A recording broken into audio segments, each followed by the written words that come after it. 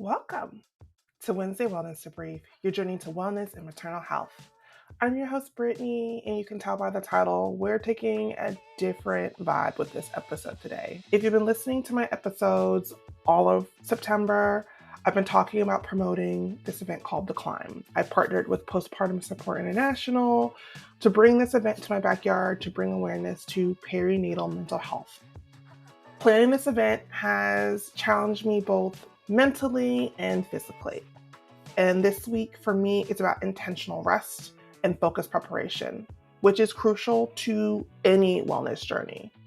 This is also a great reminder to you, the listener, that sometimes the most productive thing you can do is take a step back to recharge. In the spirit, we are spotlighting a podcast that truly embodies the idea of intentional growth. The Signal Award-winning podcast, Grad School Femtoring. It's hosted by the brilliant Dr. Yvette Martínez-Vu.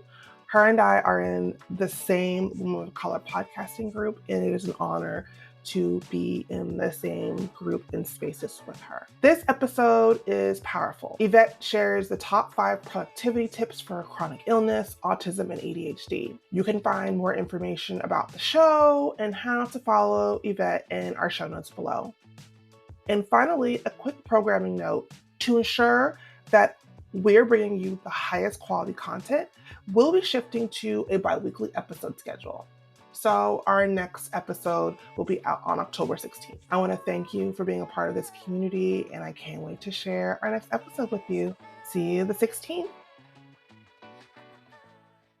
One of my biggest pet peeves when it comes down to listening to a productivity expert or reading one of their books is that there's this presumption of what the reader is like. The reader is typically expected to be non-disabled. They're expected to be white. They're expected to be middle class. They're expected to have access to a lot of different types of resources. And I often don't find myself relating to the author nor to the tips that they offer because they don't seem flexible enough or customized enough to meet my needs. And so over the years, as someone who is disabled, who is neurodivergent, who is autistic, who has several chronic illnesses, I have had to learn to adapt these strategies to make sense for me. And so for today's episode, I thought I would share some of my top productivity tips that are neurodivergent friendly and that are spoonie friendly. And I hope that at least one of them is one that works for you. So listen up and tune in because I have a lot to say.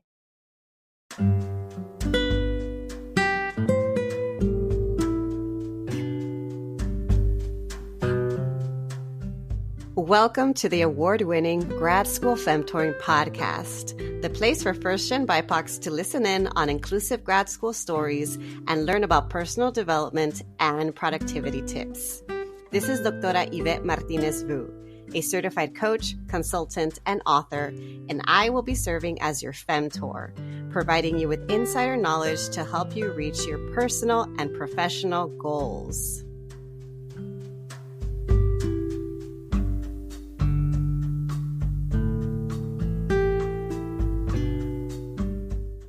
Welcome back, everyone, to another episode of the Grad School Femtoring Podcast. This is your host, Dr. Yvette. I'm a grad school and productivity coach, consultant, author, and speaker. And I just want to say Happy New Year to everyone that's listening today. I appreciate you taking your time to tune in. And I hope that what I have to say today will be helpful for you as you work on your goals, whether they're brand new goals that you just set or their continuation of last year's goals. I hope that you can find something valuable today. So before I go into sharing my top 5 tips, I want to share a couple of caveats. So the first warning is that even though I'm sharing spoonie and neurodivergent friendly productivity tips, this doesn't mean that it's necessarily going to work for you. I don't believe that there's a cookie cutter approach to how you do your work, how you live your life. I also don't believe that something that works for you right now may necessarily work for you in the future. I think that this process of figuring out ways to work and live your life that work for you is iterative. And because it's iterative, you have to keep trying and testing new things out, keep what works, change what doesn't. And over time, you'll slowly pick up more tools and tips for your toolkit to help you to hopefully make your life more manageable, more sustainable. And that is the goal. The other thing I want to say before I go into the tips is that even though I say that these are spoonie and neurodivergent friendly tips, when I'm referring to neurodivergence, at least for this episode, I'm referring to ADHD and autistic or autism friendly tips.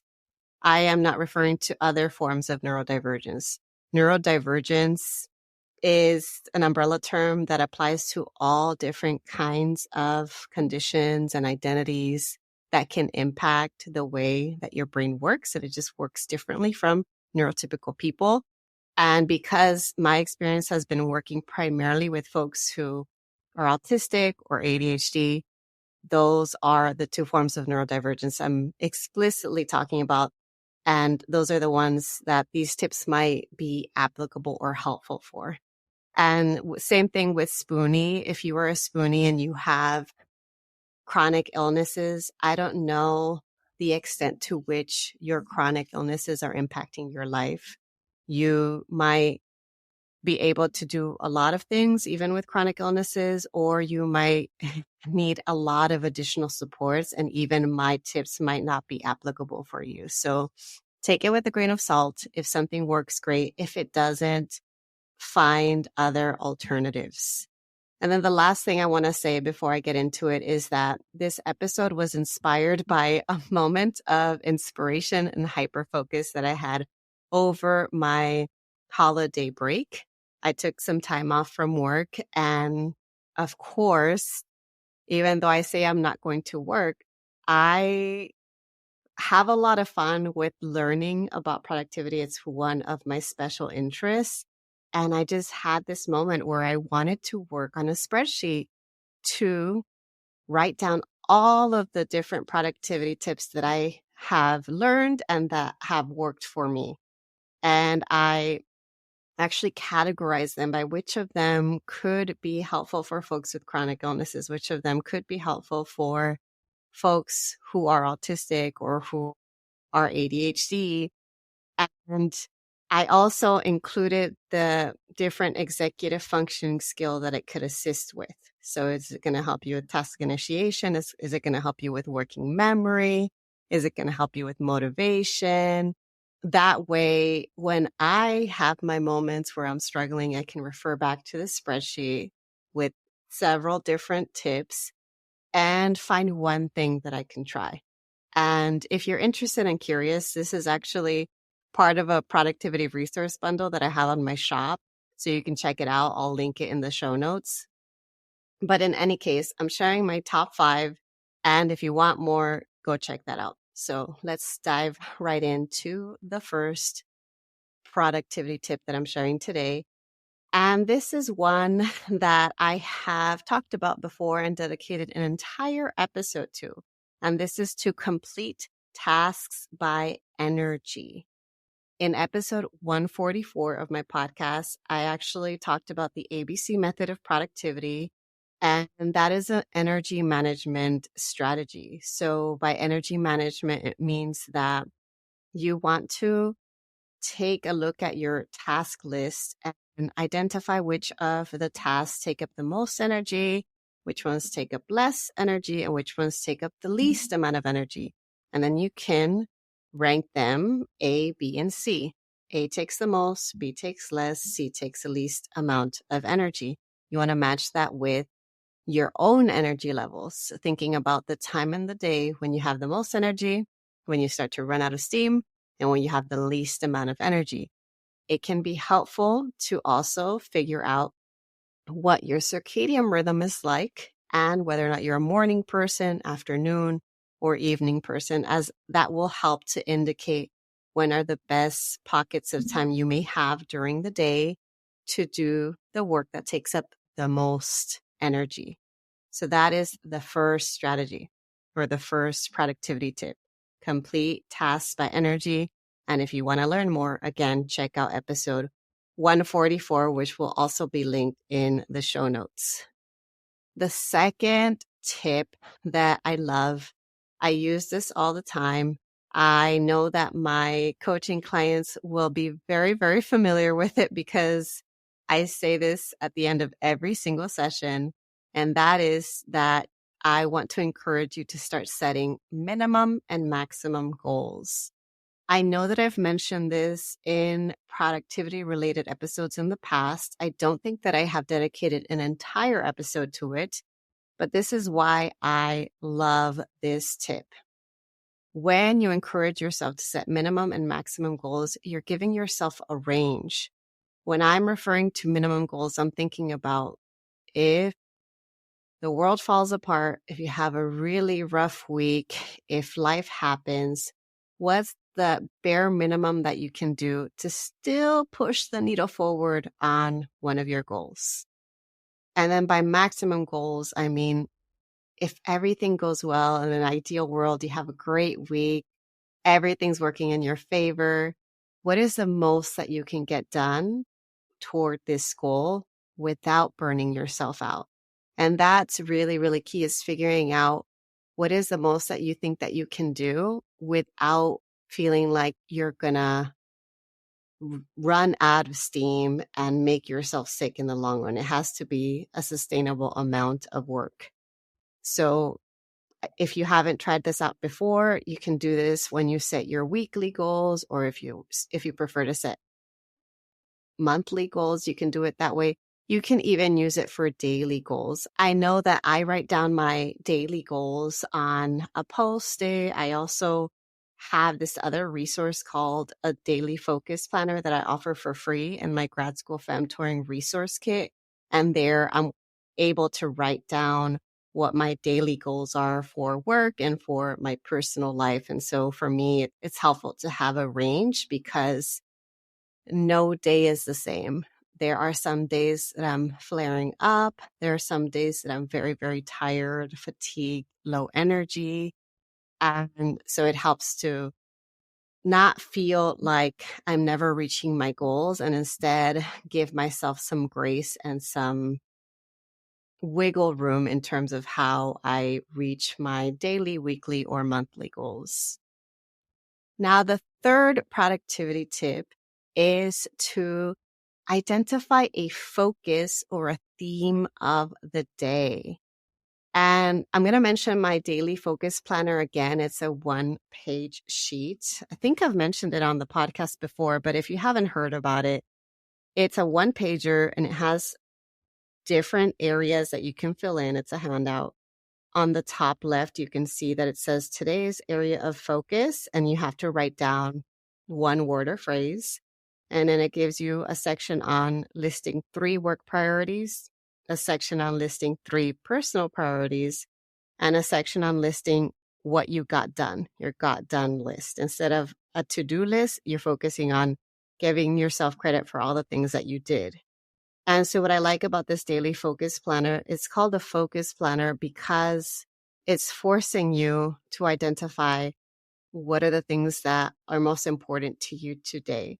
And so what is today's area of focus? For me, today's area of focus was making sure I got this podcast episode recorded, even if there were hiccups, even if I'm feeling out of practice because I took a bit of a break. That's okay. That's the goal for today.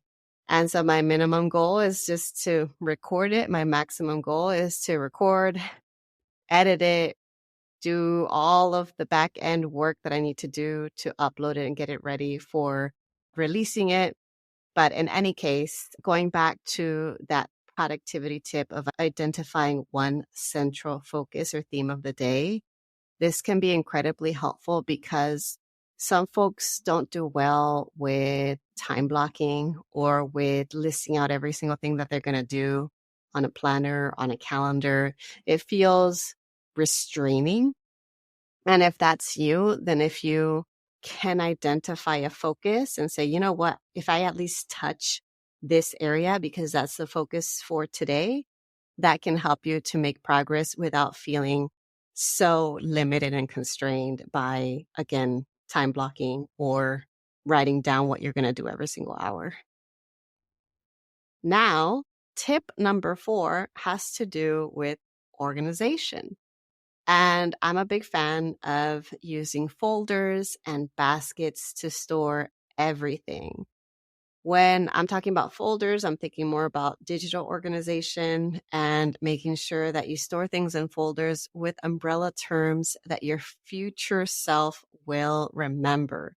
So think about breaking up your materials, whatever you have on your computer or on your drive of any kind. Break down the folders based on major categories of your life and of your work. And when you write down the titles for each of those folders, think about the keywords you're going to remember in the future. How are you going to search for this in the future? Are you going to search based on year that you worked on this? Are you going to search based on a particular term? Are you going to search based on certain key phrases? And if so, then use that for titling your folders. And then baskets. By baskets, I'm referring to actual baskets. Like, get yourself a bunch of baskets, go to the dollar store or go to your local Ross, TJ Maxx, whatever store is available to you that is within your means, that is accessible to you, and get yourself a bunch of baskets. And wherever you find yourself naturally leaving things, add a basket there. So if you show up at home and you're like, I keep leaving this pile of my stuff right in front of my door, then maybe you should add a basket there. If you find yourself leaving a pile of dirty clothes right next to the shower, then there might need to be a basket there. So just take advantage, buy as many baskets as you can, and have fun with it, because you don't have to have a home that, and even a workspace that looks exactly like everybody else's. You want to make it your own and what works for you. And so if you are thinking about, okay, this is the year that I want to be a little bit more organized and set up my office in a more organized way, don't think about these normative notions of what an organized and tidy and neat space looks like. And instead think about, where do I naturally want to leave stuff? Where do I naturally want to grab stuff? Where do I naturally want to sit down? Where do I naturally want to work? And rearrange things that way. So if you're curious about this topic, there's this book. I don't even have it on me right now, but it just popped in my head. Let me see if I can pull it up really quickly. I think it's called How to Keep House While Drowning by Casey Davis, but I just want to make sure that I actually give you the real title. It is called How to Keep House While Drowning by Casey Davis, so my memory is not that bad. In any case, the whole point of this is that you want to set up little mini systems that work for you. So another tip related to this, related to folders, baskets, putting things in places that are accessible to you, if you're able to get multiple options of the same thing that you use. So for example, one of the things that was bothering me is that I only had cleaning products in one of 2 bathrooms. And so I had to keep moving them from one bathroom to the next. And then I thought to myself, I think I can afford to get 2 of these spray bottles. I think I can afford to get 2 of these towels and have one of each under each bathroom sink. And so now every time I go into a bathroom and something bothers me because it's dirty, instead of then not doing it because I'm annoyed that I have to go to the other bathroom, I can just do it right then and there. That's not to say I always have the energy to do it, but at least it is one less hurdle. So that's what I'm thinking about in terms of how you organize stuff. You want to make things accessible and you want to minimize hurdles that get in the way of you doing the things that you want to do. Okay, so now we're getting to the 5th and last tip. And this has to do with rewarding ourselves. If you're someone that struggles to celebrate yourself, to reward yourself, please know that you're not alone. I still kind of sort of struggle with this. It's something that I'm actively working on. But I used to be the type of person that felt guilty that every time I worked, I needed to snack on something, or every time I worked, I needed to, do something to kind of lift up my mood. I didn't realize that it was just me needing extra dopamine. And so I'm not telling you that you have to go ahead and pack yourself a bunch of snacks while you're working. You get to decide how you reward yourself, but figure out what works for you. Because I know some folks who, like me, make themselves feel bad for wanting to reward themselves during the process of doing something instead of after. And let me just tell you, for those of us that need a little bit of extra dopamine, especially those of us with ADHD, it is completely okay to reward yourself while you're doing something. It is also okay to reward yourself after doing something. You can do both. Nobody's stopping yourself. You just have to figure out the ways that you can reward yourself that are available to you. So obviously, I'm not telling you go and break the bank and get all the things that you want to reward yourself all day, every day. What I'm saying is find ways, whatever works for you, to reward yourself. Maybe it means telling a friend that you got through this very difficult task on your to-do list as you are transitioning to the next task. Maybe it means getting yourself a sticker chart and giving yourself stickers every single time you get through a difficult part of a task. Maybe it means getting your favorite snack and having it available to you and eating a little piece of your favorite snack as you're working on something. I don't know. You decide. And if you can't figure out ways to reward yourself, go ahead and experiment with Google or AI to find options to figure out, okay, what will work for me? There's so many tools nowadays at our disposal. It's almost overwhelming, but find one and create a little list of rewards and go ahead and give yourself permission to celebrate yourself for all the progress that you're making. Now, those are my 5 tips, and I know they might not work for everybody. And I also want to mention that for me, another thing that has helped me a lot, this is not one of the 5 tips, but I just want to be completely honest with you that at the end of the day, some of us are just doing way too much. And at the end of the day, capitalism is really, really hard on our bodies. And sometimes no matter how many tips and tools and strategies you have access to, it is still too much. And the demands on life are too much for you to handle. And if that is true for you, I just want to say I am so, so sorry. And that I hope that you can find ways to do less, even if it means disappointing others. I hope that you can find ways to pace yourself. I hope that you can find ways to rest without feeling like you need to earn it. Because yes, I use all these productivity tips. I really like them. I like that they help me to do work sustainably, to do work in a flexible way. But at the same time, a lot of it has meant me completely changing my life so that I can do less. That a lot of it has meant me shifting the way that I am in relationship with others. I know that some people would rather see me the way that they once saw me back when I wasn't accommodating myself.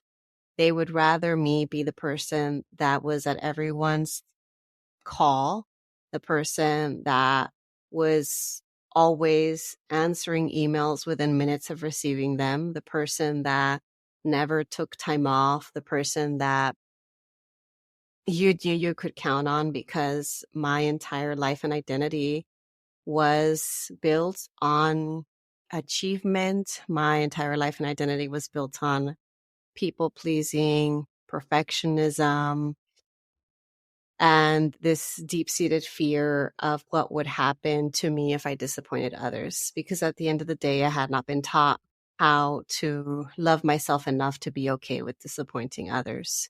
So all of this to say that these are just a few tips. Take it with a grain of salt. They may or may not work for you. If you want access to more tips, feel free to check out my resource bundle. It's 2 spreadsheets. One of them has a collection of over 30 tools that can help you to boost your productivity. And again, tools can help, but we need to work on ourselves. And we need to get to the root of why we are struggling so much. And then, yes, if you want to add a tool here and there, great. The second sheet from this resource bundle is a guide that includes the specialized productivity tips for folks with chronic illnesses, autism, and ADHD. So if you want to have access to these spreadsheets that can help you to adapt your productivity tools and tips to best meet your needs, check it out. And if not, I hope that you will continue to make time for reflection, trying things out, and figuring out what works best for you. So if you like what you heard and you want more, the other thing I have to say is that I would love for you to invite me to facilitate a sustainable productivity workshop for you and your group, for your events. I am available for speaking engagements this year. And I would love to speak for more nonprofits and more mission-driven companies. That is my goal for 2025, is to expand the reach of my work beyond academia into other spaces, because I do think that this work is needed. And I do think that, we all deserve to do work that feels good for us. All right, y'all, that's it for today. And I hope y'all have a good rest of your week. I'll talk to y'all next time.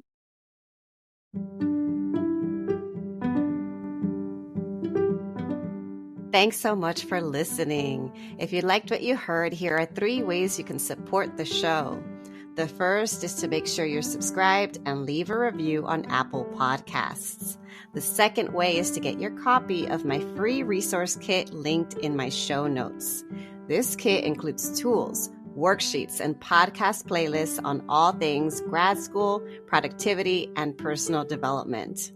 The third way to support my show is to follow me on social media. You can find me on Instagram with the handle @Grad School Femtoring and on LinkedIn by searching my name. Thanks again for listening, and until next time.